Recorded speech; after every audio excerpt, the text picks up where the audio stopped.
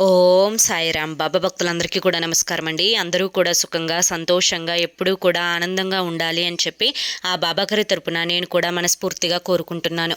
ఈరోజు బాబాగారు అందించే సందేశం ఏంటి అంటే కనుక, తల్లి ఇది పెద్ద ప్లానే వేసింది, దీనిని చెప్పుతో కొట్టినా కూడా పాపం లేదు. నువ్వు ఏం చేయాలనుకుంటున్నావో అలా చేసేసాయి, తర్వాత నేను చూసుకుంటాను, జాలి పడకు అని చెప్పి ఏదో తెలియని సందేశంతో బాబాగారు మన ముందుకు వచ్చారండి.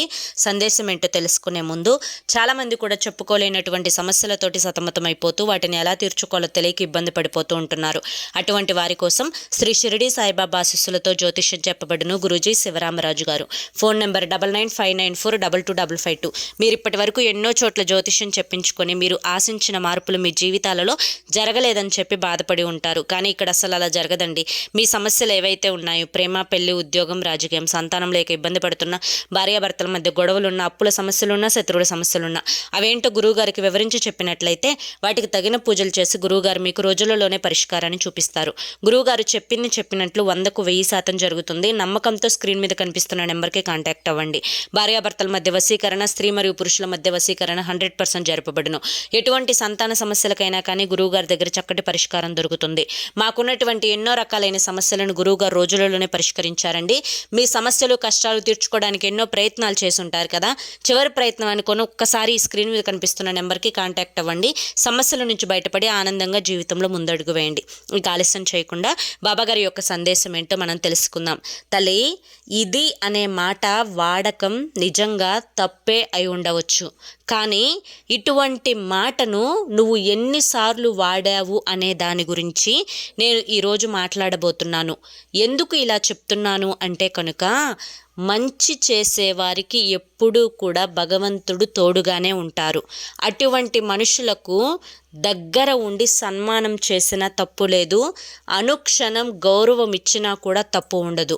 ఎందుకంటే వారు కూడా దేవతలతోటి, దేవుళ్ళతోటి సమానం కాబట్టి.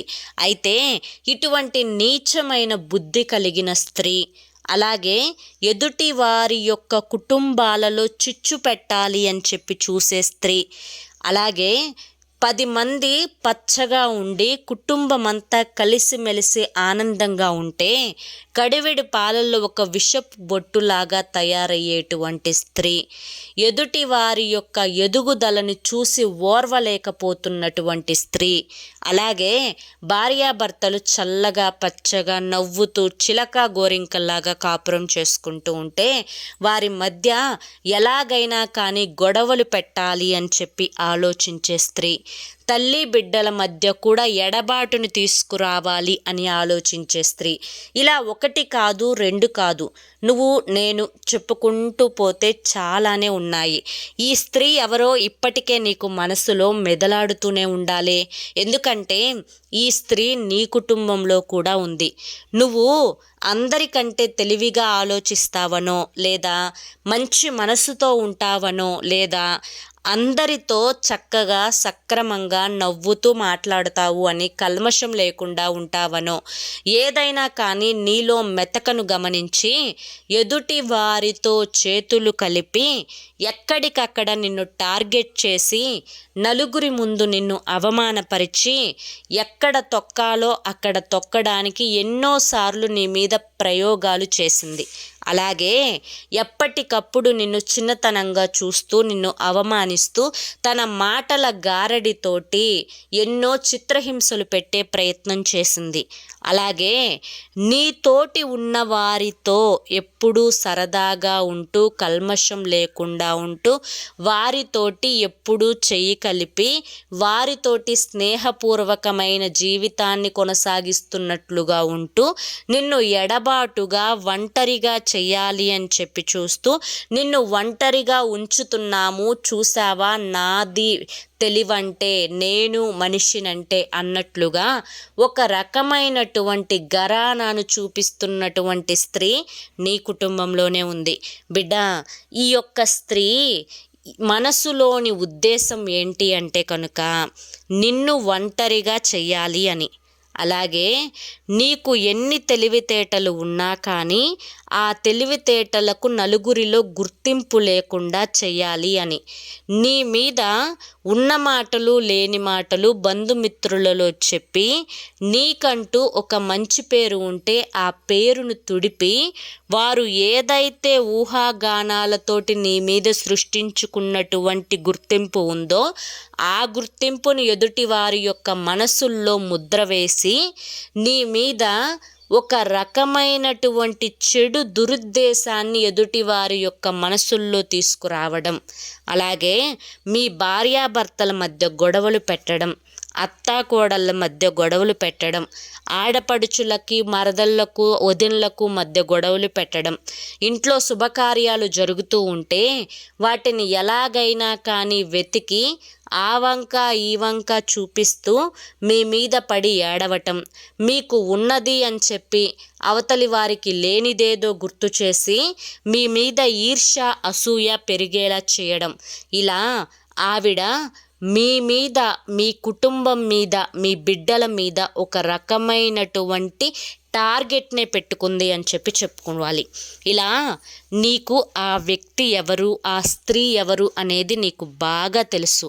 ఇటువంటి వారిని ఇక నువ్వు ఇన్ని సంవత్సరాలు చూస్తూ ఆవిడ మనస్తత్వం గురించి తెలిసి కూడా ఓర్పు పడుతూ వస్తున్నావు కదా. అయితే ఇంతకు నీ యొక్క ఓర్పుకి విలువ ఉందా, నీ మంచితనానికి విలువ ఉందా?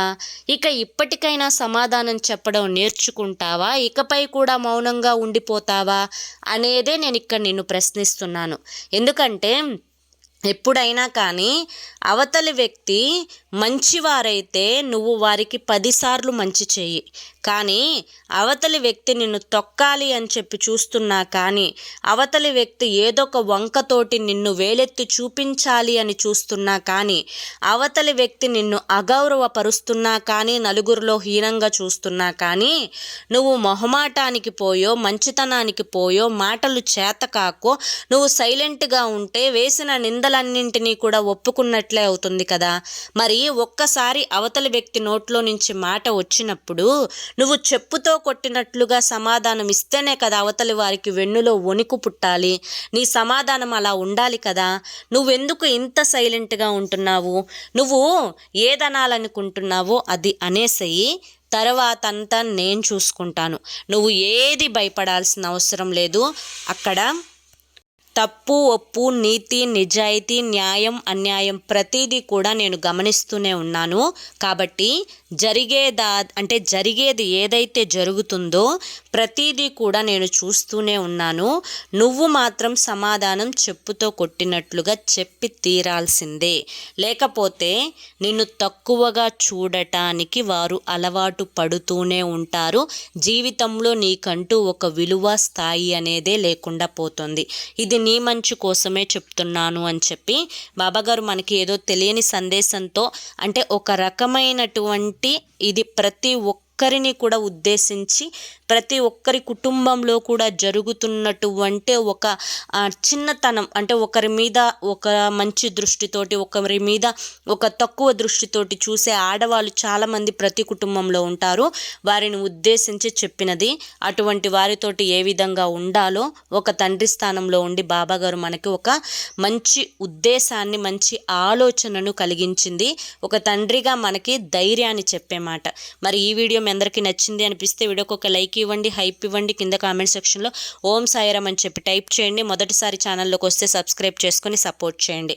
అలాగే మీరు ఎటువంటి సమస్యలతోటి బాధపడుతున్నా ఒక్కసారి చివరి ప్రయత్నం అనుకోనైనా కానీ వెంటనే గురువుగారికి కాంటాక్ట్ అవ్వండి. సమస్యల నుంచి, కష్టాల నుంచి బయటపడి ఆనందంగా జీవితంలో ముందడుగు వేయండి. జై సాయిరామ్.